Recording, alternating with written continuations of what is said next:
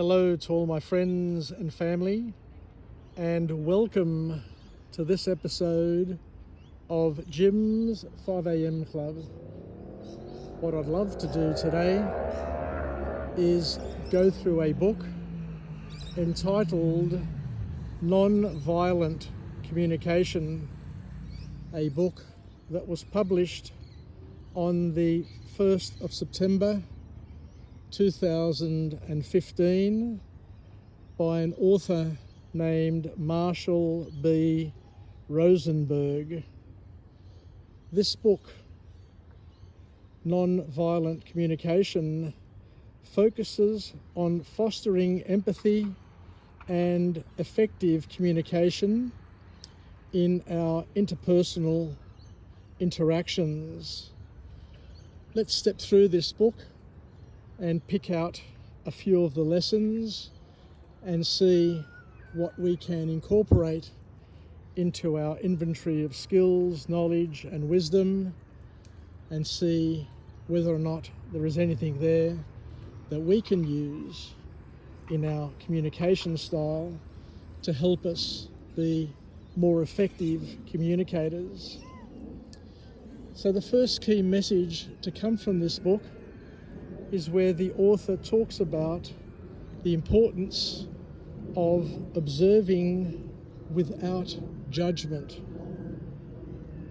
We need to, wherever possible, separate our observations from our evaluations, and instead of interpreting or judging what others do, describe their actions objectively is the key point being made. For example, instead of saying to somebody that they are always late, basically say to them or say to yourself, you arrived 30 minutes after the agreed time. And this approach reduces the defensiveness and helps promote clearer communication, according to this author. The author also goes on to say that it's important to express feelings and not your thoughts. By communicating our feelings rather than thoughts or our interpretations, we open up the opportunity to have a productive dialogue. The author here suggests that one may consider to use statements like, I feel frustrated, rather than saying, I think you don't care. According to this author, he says that this helps to express your emotional state more authentically and encourages and invites others to understand your particular perspective and to respond in hopefully a more productive way. The author goes on to talk about needs and feelings, and one of his other lessons is that we need to be able to identify needs behind the feelings to better understand where the other person is coming from and where we are coming from as well. Understand that feelings are indeed inextricably linked to unmet needs. It's important to identify and articulate the needs that are underlying the observed emotion. For example, if one feels stressed, the need might be for more support and more resources. Communicating these needs clearly may help others respond more effectively to what you need. The author goes on to also talk about making requests of people and not demands. It's important to learn how to frame your communication as a request rather than a demand. Instead of insisting you must finish this by tomorrow, it's more productive and better to be able to ask, could you please complete this by tomorrow? Requests are more likely, according to this author, to elicit cooperation and collaboration and help maintain a positive relationship.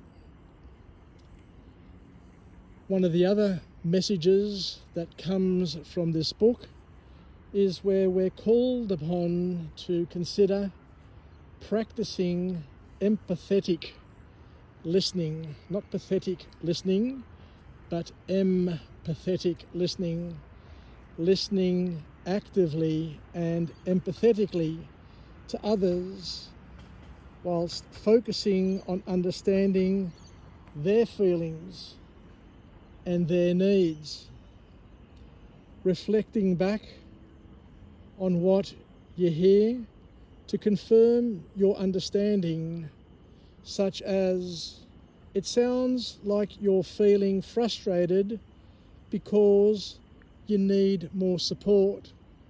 So what the author here is saying is we should be playing back what we're hearing from the other person or what we're understanding so that they can feel that they're being heard, because empathetic listening builds trust and strengthens connection. And it also gives you an opportunity to clarify exactly what they are saying, what they are asking for, so that by knowing, then you can respond in an effective and a productive way. The author also talks about addressing conflict constructively. We all need to understand that conflicts need to be approached with the intention of understanding what the problem is and trying to bring about resolution rather than win-lose. Using non-violent communication principles to explore each person's feelings and needs and working with them collaboratively to find useful solutions that meet people's needs is the way to go. This approach, according to the author, helps resolve conflicts in a way that maintains respect, dignity, and facilitates cooperation and collaboration. And the last key point to come from this book is where the author talks about fostering connection through honest and open and frank discussion and expression. Share your feelings and needs honestly whilst respecting and maintaining others' integrity. We need to make sure that what we say and what we do is respectful to help maintain the other person's dignity and your own dignity. Communicate your thoughts and emotions clearly without blame. Very, very important to not blame other people, because this fosters genuine connections and encourages open, honest dialogue in the relationships that we have. So thank you very much for joining me on this episode of Jim's 5am Club.